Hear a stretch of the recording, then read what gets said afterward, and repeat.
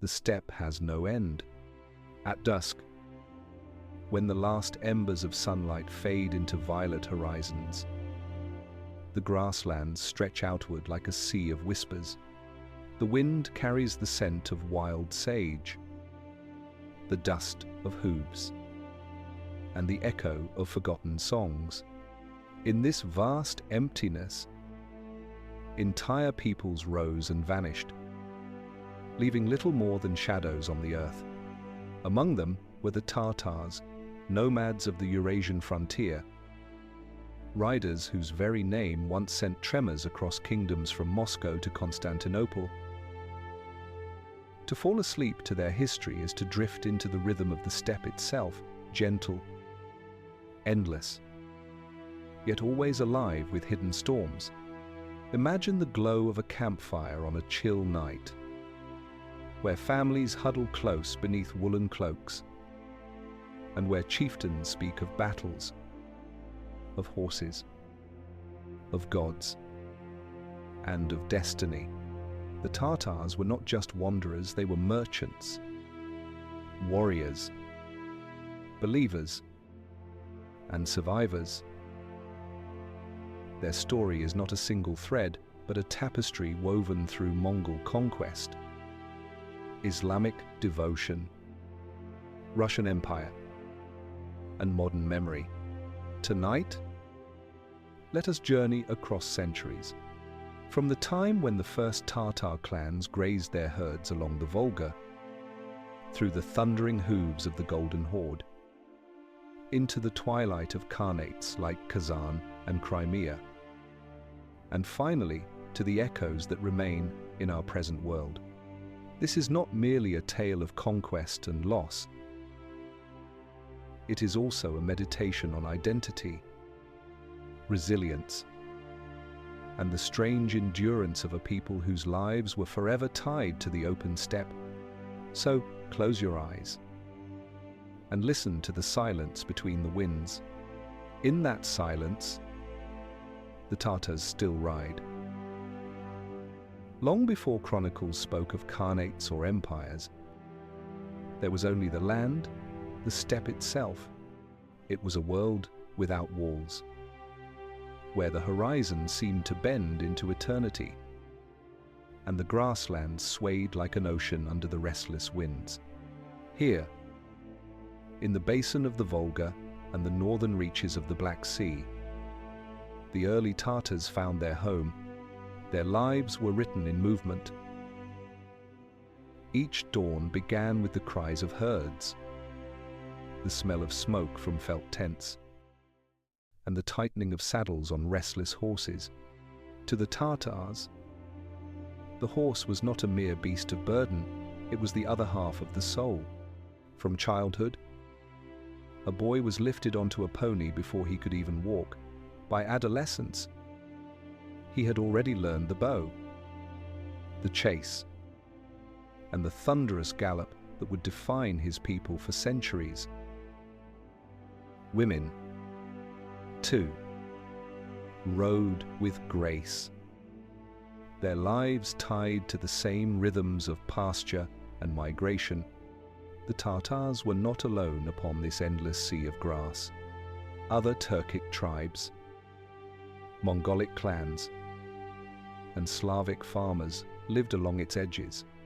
Yet the Tatars learned early the art of survival, to trade when one must, to raid when one could, and to move always with the seasons.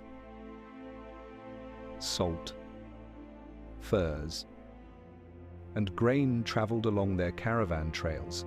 So too did stories, faiths, and songs that carried whispers of far-off Persia, Byzantium, and China. There was a hardness to life on the steppe, but also a freedom unknown in the cities of stone. No castle towered over them. No road confined their wandering. They were children of the wind, and their loyalty belonged not to borders but to clans, tight-knit families bound by oath and blood. At night, under vast constellations, Elders told tales of ancestors who had once fought wolves with bare hands, or tamed wild stallions at the edge of rivers swollen with spring floods. These stories were not mere entertainment, they were memory, binding the past to the present, reminding each generation of who they were. In time, the word Tatar became more than a tribal name. To outsiders, it was a symbol sometimes of menace, sometimes of mystery. European travelers spoke of Tatars as fierce riders with sharp eyes and quicker arrows. Chinese scribes wrote of their migrations and battles to themselves. However, the Tatars were simply people of the steppe, neither demons nor heroes, but men and women striving to endure.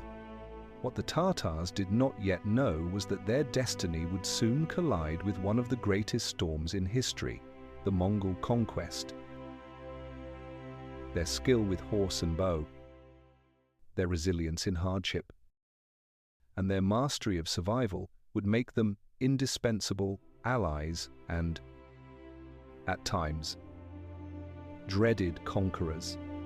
But in this first chapter, before empires and khanates, they were still free riders beneath an endless sky, cradled by the winds of the steppe, and it was in that freedom, as the hoofbeats of their herds echoed across the plain, that the foundations of their story were laid. History seldom moves gently on the steppe when storms gather there. They come not as passing showers, but as tempests that sweep entire worlds away. In the early 13th century, such a tempest was rising in the east. Beneath the banners of a man named Temujin, later known to the world as Genghis Khan, his armies, forged in the fires of discipline and conquest, surged across the plains of Central Asia like thunderclouds, and the Tatars were caught in their path. The encounter between Tatars and Mongols was neither simple nor brief. At first, the Tatars stood as one among many tribes resisting Mongol expansion. Old rivalries, some reaching back generations, flared into blood feuds. According to Mongol chronicles, the Tatars were among the earliest enemies of Temujin, and their name became forever entangled with Mongol destiny. For a time, they resisted with courage, calling upon their riders and their alliances. But the Mongols were relentless, wielding discipline like a blade sharper than any sword. The Tatars, outnumbered and outmaneuvered, fell before the storm. Yet from defeat came transformation. Those who survived were drawn into the swelling tide of the Mongol Empire. In the armies of Genghis and his sons, Tatars became soldiers, scouts, and leaders. Their skill with horse and bow, already legendary, found new purpose under Mongol command. Entire clans rode westward in campaigns that shook Persia, crushed the Khwarezmian Empire, and pushed deep into the heart of Rus.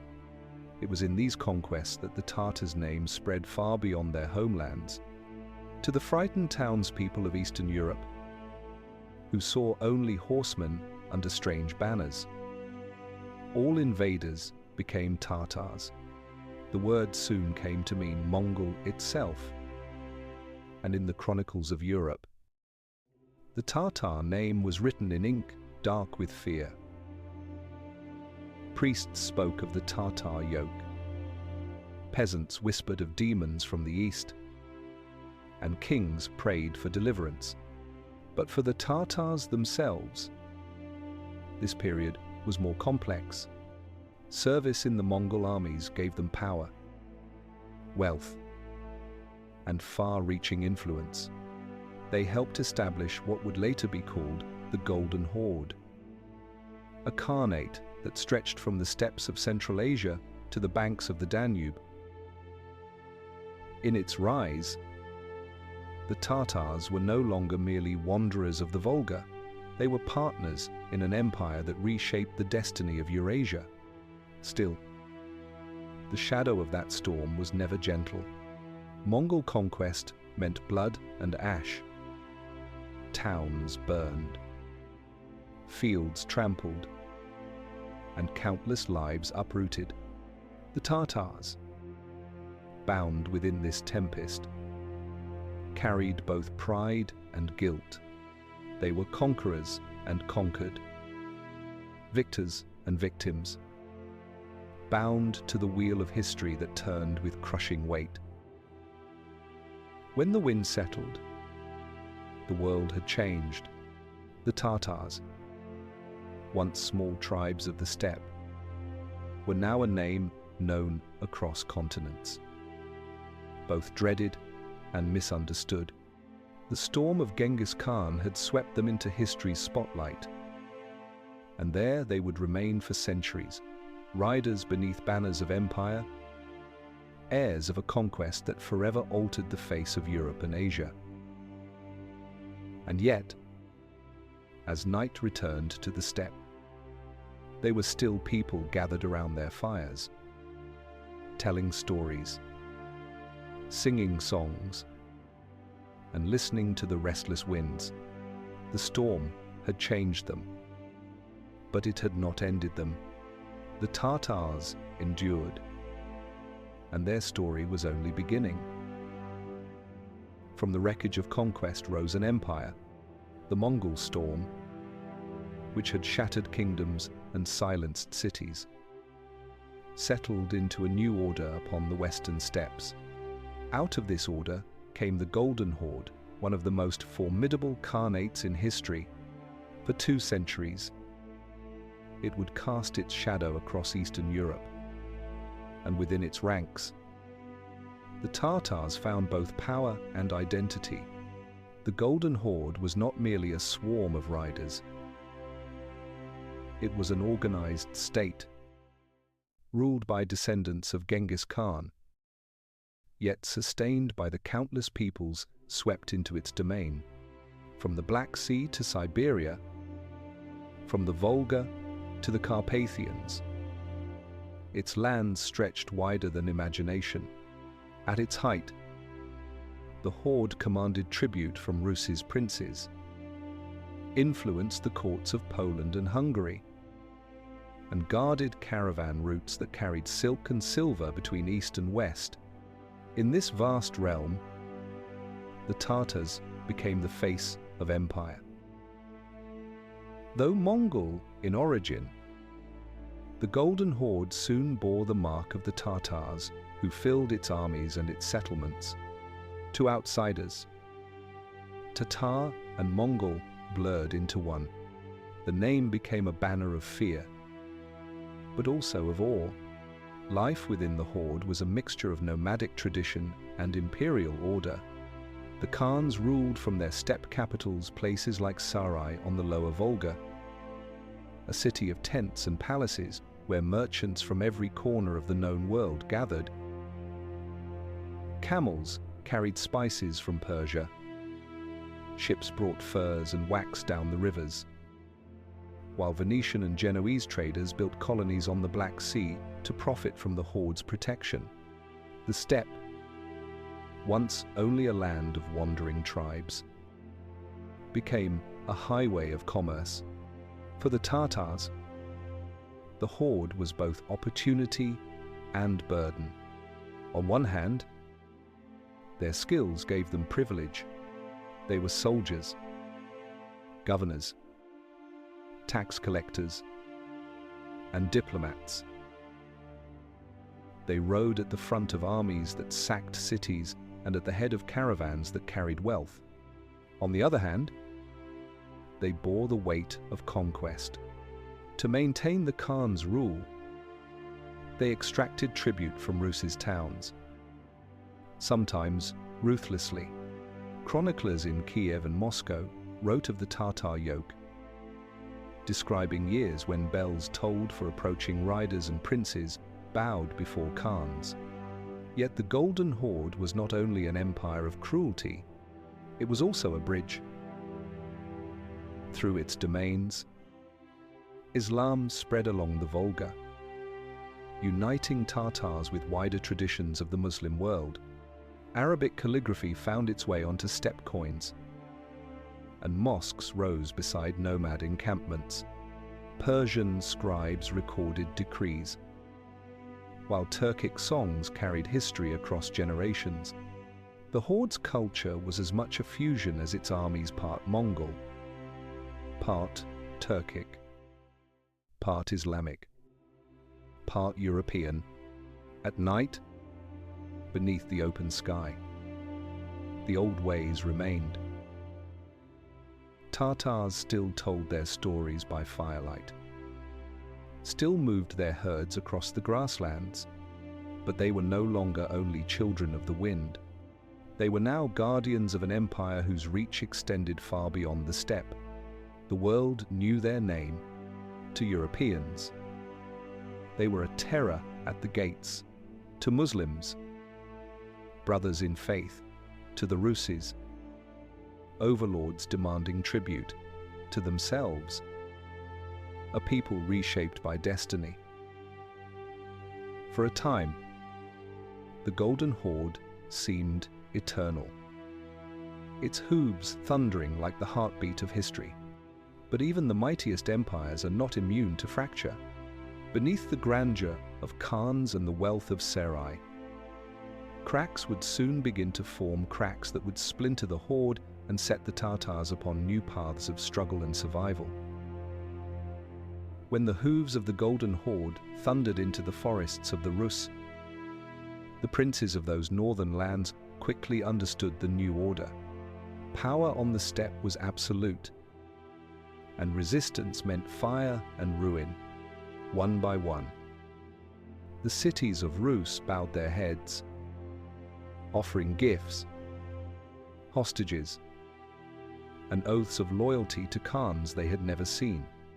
For nearly 2 centuries, the Tatars stood above the princes of Moscow, Kiev, and Vladimir, arbiters of their fate. Tribute was the language of submission. Caravans laden with silver, furs, grain, and slaves were sent south to the Horde's capitals. A river of wealth flowing from the forests into the steppe. The khans required no castles, no constant garrisons, for tribute itself was the chain that bound the Ruses. A prince who obeyed was confirmed in his rule. A prince who faltered saw Tatar riders descend upon his lands, their arrows darkening the sky. The system was harsh, but it was also shrewd. The Horde did not destroy the lands it ruled.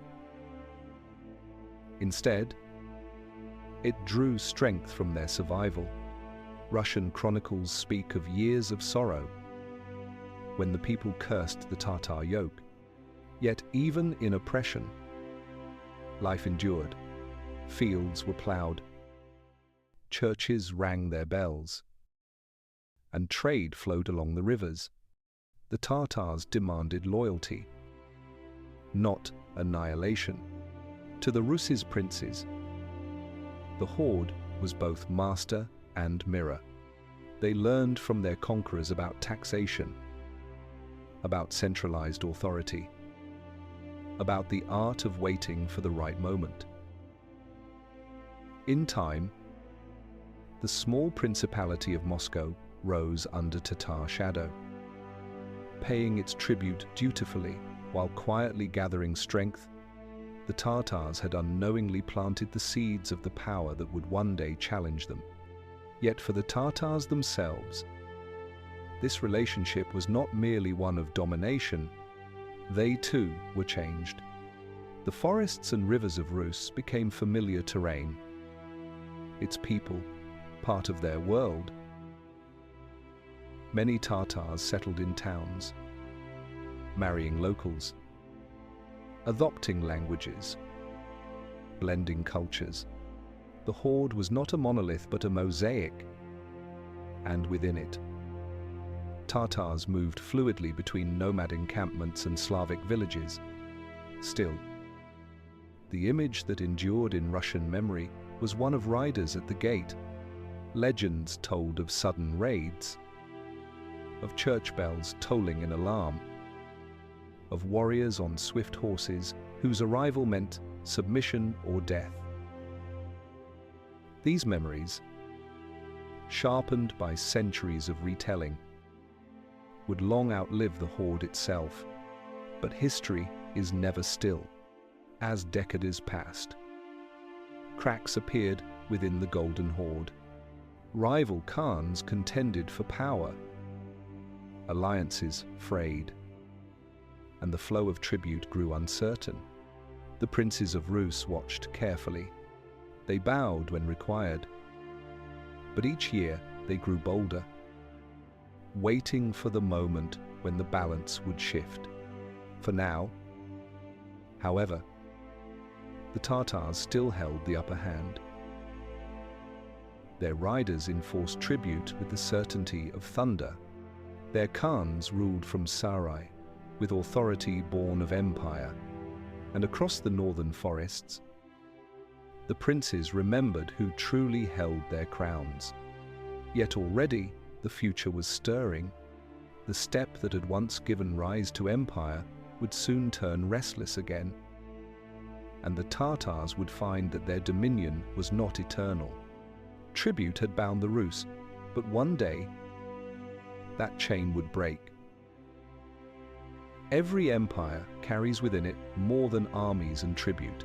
It also carries ideas, beliefs, and faith. For the Tatars, who had once roamed the steppe with shamans and ancestral rites, the centuries of the Golden Horde opened a new chapter of spiritual identity. Among the winds of the Volga and the markets of Sarai, Islam took root, shaping the destiny of the Tatars as deeply as the horse and bow had once defined their life. At first, the horde remained open to many faiths. Khans tolerated Christians, Muslims, and shamans alike, so long as they offered loyalty. Merchants from Central Asia brought not only silks and spices, but also the words of the Quran. Slowly, Khans themselves converted, and with their example, Islam spread through the ranks of Tatar society.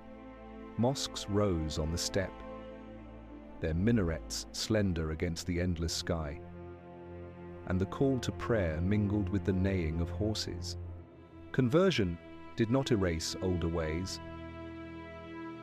The Tatars carried with them memories of sky worship and sacred fires, of ancestors honored beneath constellations. Instead, Islam was woven into the fabric of their lives, fusing with steppe traditions. The discipline of prayer matched the rhythm of nomadic movement, while the Quran's verses gave structure to a people accustomed to hardship. Faith became a new banner under which Tatars rode, uniting scattered clans into a shared identity. To outsiders, this change deepened the sense of mystery. To Rus's chroniclers, the Tatars were now both conquerors and believers of a different god. The difference sharpened the line between master and subject, feeding centuries of tension. Yet, to Muslims in Persia and the Middle East, the Tatars became brothers, connected by the same faith. Pilgrims from Kazan and Astrakhan journeyed south to Mecca, carrying with them stories of the northern steppe, while scholars traveled northward, teaching Arabic, law, and philosophy. Identity, for the Tatars, was never simple. They were heirs to Mongol conquest, children of Turkic tribes, servants of Khans, but also servants of God. Their songs spoke of loyalty to clan, but also of paradise promised to the faithful. Within this blend lay their resilience, the ability to be many things at once, to shift as the winds of history demanded. In towns along the Volga, Islam reshaped daily life. Markets bustled with halal butchers. Scribes penned documents in flowing calligraphy, and schools taught both Arabic scripture and Tatar poetry. Yet the horse and the bow remained, reminders that faith had not dulled their edge. A Tatar could bow in prayer at dawn and ride to war by noon. Guided by both sword and scripture, faith also offered consolation in times of loss. As the horde fractured and enemies multiplied, Tatars turned inward to belief, finding strength not only in Khans but in God. Where political power wavered, spiritual identity remained firm. The world around them was changing. Rus's princes grew bolder, khanates split, and rival tribes contested the steppe. Yet, through it all, Tatars held fast to an identity that fused horse, steppe, and mosque. They were no longer merely subjects of empire. They were a people with faith, with history, and with endurance. And in that endurance lay their survival. For darker days were coming. The horde that had seemed eternal was breaking apart. The khanates of Kazan, Astrakhan, and Crimea were rising, fragile and contested. The Tatars would soon need every ounce of faith and identity to weather the storms ahead. No empire, however vast, is free from the quiet decay that grows in its shadow. The Golden Horde, which had once thundered across Eurasia like an unstoppable tide, began to fracture from within. Its Khans still ruled from Sarai. But the unity that had once bound Tatars, Mongols, and countless tribes together was unraveling. By the 15th century, the Horde was less a single empire and more a fading memory, splintered into rival khanates. The signs of decline were everywhere. Rival claimants to the throne fought bitter civil wars, spilling blood across the Volga. Ambitious nobles defied orders. Hoarding tribute meant for the Khan trade routes. Once the lifeblood of the steppe grew dangerous as bandits prowled the caravan trails. Even the princes of Rus's, who had once trembled at the sound of hoofbeats, began to sense weakness. They delayed payments, tested the horde's patience, and discovered that retribution was no longer swift. Religion, too, deepened the fractures. While Islam had united many, rival factions of faith and politics divided others. Some Tatars clung to older traditions. Others followed different sects. And Khans themselves quarreled over alliances with Muslim Persia or Christian Europe. The Horde, once a bridge across civilizations, was now pulled apart by the very diversity that had once sustained it. Out of this turbulence rose new powers. The Khanate of Kazan emerged on the Volga, its markets rich and its mosques filled with scholars. To the south, the Khanate of Astrakhan controlled the lower rivers and the Caspian trade. Farther west, the Crimean Khanate tied its fortunes to the Ottoman Empire. raiding the northern lands with renewed ferocity. Each called itself heir to the horde, yet none commanded the whole. The steppe was no longer unified, it was a chessboard of rival khanates, each maneuvering for survival. For the Tatars, these divisions were both opportunity and peril. Warriors found employment under new banners. Merchants shifted allegiance to whichever Khan held the nearest river crossing. And families prayed that tomorrow's raid would pass them by. Identity remained, but certainty dissolved. The once mighty Golden Horde was now a ghost, remembered more in fear than in reality. And in the forests to the north, Moscow was watching. Once a humble principality paying tribute, it had grown strong under Tatar shadow.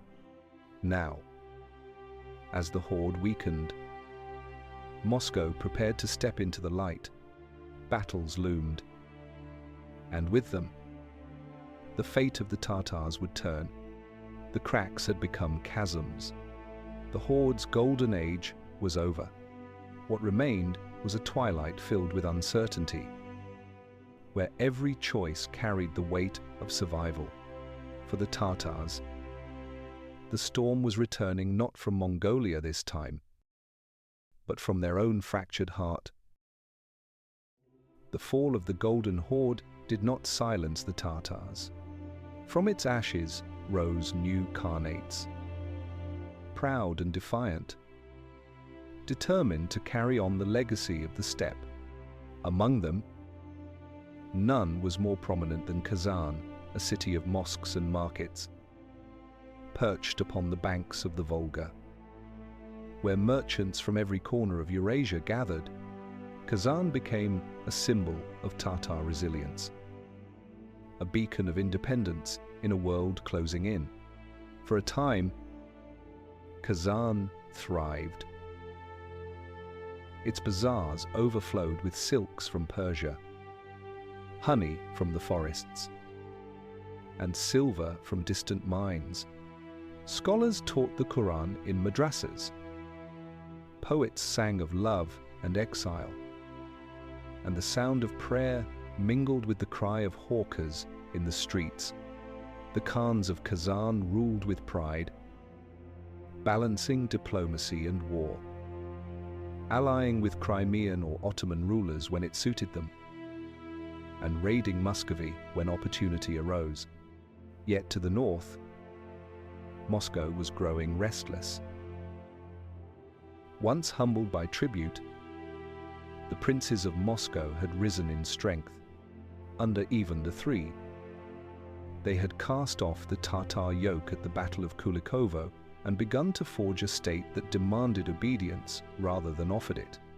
By the 16th century, under Ivan IV, the terrible Moscow was no longer content with survival. It sought dominion. The clash was inevitable. In 1552, Ivan IV gathered his armies and marched upon Kazan. It was not merely a military campaign, it was a crusade to break forever the power of the Tatars on the Volga.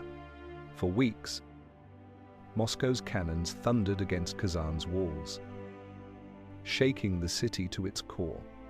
Inside, defenders fought with desperate courage. Knowing that their stand was for more than a city, it was for a way of life, for the memory of the steppe, for the independence their ancestors had won with bow and horse. But the age of cavalry yielded before the age of gunpowder. Cannons tore through stone. Fire consumed wooden homes, and Ivan's armies surged into the city. Kazan fell, its khanate extinguished beneath the might of Moscow. The defeat was a wound that cut deep into the Tatar spirit. Where once tribute had flowed northward, now conquest flowed south. For the Tatars, Kazan's fall marked a turning point. Many were forced into submission. their lands absorbed into the expanding Russian state. Others fled to Crimea or to the steppe, carrying with them stories of loss and endurance. Yet, even under conquest, identity endured. Mosques continued to stand. Prayers continued to rise. And in the quiet corners of villages, old songs whispered of a freedom lost but not forgotten. To Moscow, Kazan's fall was triumph. To the Tatars, it was tragedy. Yet within tragedy lay survival. Though their khanate had fallen, the Tatar people did not vanish. They adapted, as they always had, carrying their faith, their language, and their memory into a new age. The steppe was no longer theirs alone. The shadow of Moscow spread wider each year, and the Tatars would now live within an empire not of their making, but their story was not finished. Far to the south, another khanate still held fast, the Crimean Khanate, fierce and untamed, bound to the Ottomans and still capable of shaking Moscow's gates. And so the tale of the Tatars pressed onward, scarred by Kazan's fall, but not ended. History had closed one chapter, only to open another. South of the ruined khanates of the Volga, another Tatar power endured, the Crimean Khanate. Cradled between the Black Sea and the steppe, it was a land of vineyards and salt lakes, of bustling ports and windswept plains. Here, the Tatars held fast. Their horsemen still feared, their alliances still strong. Where Kazan had fallen, Crimea survived. Not through isolation, but through a partnership with one of the most powerful empires of the age, the Ottomans. The Crimean Tatars were heirs to both steppe and sea. Their riders still thundered across the plains, swift and merciless, raiding deep into Muscovy and Poland. Entire villages trembled at their approach. For to hear the cry of Tatar horsemen was to know that homes would burn, captives would be taken, and fields left bare. Slavery, brutal though it was, became the lifeblood of Crimea's economy, with captives sold in markets at Kaffa or carried by ships to Istanbul. To the Ottomans, this trade was profit. To the Tatars, it was survival in a hostile world. Yet the Crimean Khanate was more than raiding. Its cities thrived with trade, linking steppe and sea. Merchants carried grain, fish, and salt to the Mediterranean, while craftsmen shaped fine saddles and weapons renowned across the region. Islam flourished, binding Crimea's identity to the broader Muslim world. Mosques rose with elegant domes.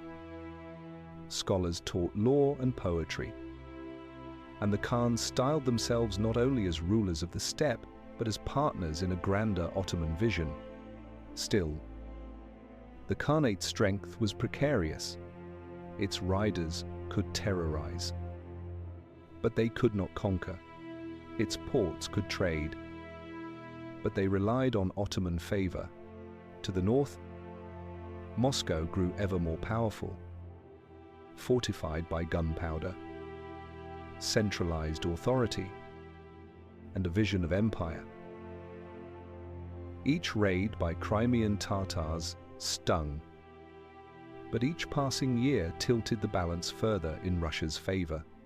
The steppe, once an open frontier, was now a contested borderland. For the Tatars themselves, life was a mixture of pride and uncertainty. In the countryside, families tended flocks, recited prayers, and told stories of ancestors who had once thundered across Europe in the name of the Horde. In the cities, merchants thrived in markets filled with Turkish spices and Italian cloth. Yet every household knew the risks of war, the shifting alliances, the delicate thread on which survival depended. The Crimean Khanate endured for centuries longer than many expected. Its riders reached Moscow's gates as late as the 17th century, burning suburbs and carrying captives south. In those moments, the Tatars seemed to reclaim their old terror, but history was moving against them. By the 18th century, Russia no longer trembled. Its armies marched with discipline, its cannons shattered walls, and its ambition reached ever southward. In 1783, Catherine the Great annexed Crimea, ending the independence of the last great Tatar Khanate. The fall was quiet compared to the thunder of the Horde, but it was no less final.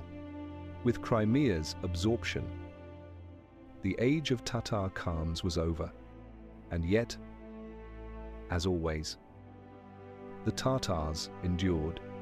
Even without sovereignty, they kept their faith, their language, their traditions. In the Black Sea winds and in the songs of their poets, echoes of the Khanate remained. The Tatars had lost their states, but not their soul. The centuries of empire had taught them this: power rises and falls. But identity, once rooted in faith and memory, can outlast even the grandest Khanates. By the dawn of the 18th century, the balance of power on the steppe had shifted irreversibly.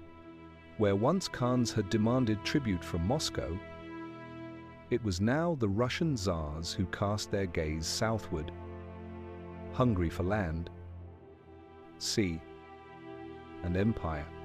For the Tatars, scattered across Kazan, Astrakhan, Crimea, and beyond, this meant a new chapter, one not of independence, but of absorption into a growing Russian realm. The conquest had been gradual, but relentless.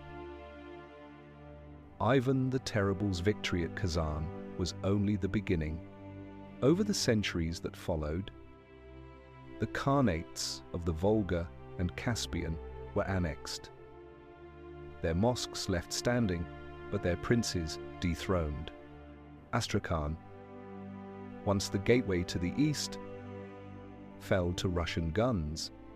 The Crimean Khanate, for centuries a thorn in Moscow's side, finally succumbed in 1783, when Catherine the Great claimed its land for her empire. What had once been the proud domains of Tatar Khans were now provinces of Russia. For the Tatars, this was both loss and transformation. Many were forced into submission, their elites absorbed into Russian nobility, their lands parceled to settlers. Russian orthodoxy spread, and in towns and villages, churches rose alongside mosques to survive. Tatars adapted. Some entered imperial service, becoming officers, administrators, or merchants within the Tsar's realm. Others clung to their traditions in secret, keeping alive the memory of Khans long gone. And yet, the Tatars did not vanish. Far from it, their culture proved resilient, shaped by centuries of hardship. On the Volga, Tatar communities continued to speak their language, to pray in their mosques, to sing their songs. The resilience of faith, forged during the age of the Horde, now anchored them through the storms of empire. In Kazan, schools taught both Russian and Tatar, blending two worlds into one. In Crimea, even under annexation, old traditions lingered in music, cuisine, and prayer. Still, life was not easy. The Russian Empire viewed Tatars with suspicion, seeing in them both a conquered foe and a restless minority. Uprisings were crushed, villages resettled, and attempts made to assimilate them into the broader imperial mold. Yet assimilation was never complete. The Tatars endured as a distinct people, neither erased nor entirely absorbed. For centuries, they remained caught between worlds. They were no longer Khans, yet not entirely Russians, no longer rulers, yet not entirely subjects. They lived in the shadow of empire, but also within its vast expanse, contributing soldiers to its armies and merchants to its markets. Their identity became both a survival and a quiet form of resistance, a reminder that even conquered nations can endure in spirit. As the 19th century gave way to the 20th, the Tatars found themselves once more at a crossroads. Revolution was on the horizon, and with it, the collapse of Tsars and the rise of new powers. But through all these storms, the essence of Tatar life remained the rhythm of prayer, the strength of family, the memory of the steppe. They had entered the Russian Empire not as equals but as survivors. And in survival, they found a different kind of victory, the quiet endurance that outlasts the rise and fall of kings. Empires rise, empires fall, yet the steppe endures. By the dawn of the 20th century, the Tatars had lived for centuries beneath foreign crowns, first Mongol Khans, then Russian Tsars, and soon the Soviet state. Yet even without a khanate of their own, they remained, like the grass that bends but does not break beneath the endless winds. The Tatars carried forward their identity, quiet but unyielding. In Kazan, mosques still called the faithful at dawn, their domes gleaming against skies once darkened by Tatar banners. Families gathered for evening prayers, breaking bread and reciting verses that had traveled with them across centuries. In the Crimean villages, old songs told of riders long gone, their hoofbeats fading into memory, yet their pride living on in every verse, even in distant Siberian exile. Tatars whispered their stories, carrying with them the echo of the steppe. Under the Russian Empire, and later the Soviet Union, Tatar life was never easy. Policies shifted between tolerance and repression, between respect for diversity and demands for assimilation. Mosques were closed, then reopened. Schools taught in Russian. Yet elders still passed down the Tatar tongue by firelight. The Soviet years brought industrialization, war, and exile, scattering Tatars far beyond their ancestral homelands. Yet wherever they went, they carried the memory of their ancestors' riders, merchants, poets, and warriors of the steppe. In the modern age, the Tatars are no longer conquerors, no longer Khans, yet they remain one of the largest Muslim peoples of Russia. In Kazan, a new mosque the Kol Sharif rises as both prayer and symbol, recalling the city's fall in 1552, yet standing defiantly in the present. In Crimea, where history's tides have shifted countless times, the Tatar people still keep their faith alive. Even after centuries of exile and return, the echo of the Tatars is not only found in monuments or songs, but in the quiet resilience of daily life. A mother teaching her child the old words, a grandfather telling stories of the Horde by lamplight, a prayer whispered on the banks of the Volga. These moments are the true inheritance of a people who have outlived Khans and Tsars alike. To fall asleep to their history is to realize that endurance itself is a kind of victory. The Tatars may no longer ride across Europe with banners of conquest, but their spirit endures in faith, in language, and in memory. The steppe has kept their whisper, carrying it forward like the wind that never ceases. And tonight, as the grass bends beneath the same eternal sky, the Tatars still endure an echo of the steppe, timeless, unbroken. The steppe is quiet now, the thunder of hooves, the clash of steel. The cries of conquest have faded into history's long echo. Yet, if you stand upon the grasslands at dusk, with the wind brushing against your face and the sky opening wide above, you may still hear them, the whispers of the Tatars, carried by the same eternal breeze that once bore their riders across half the world.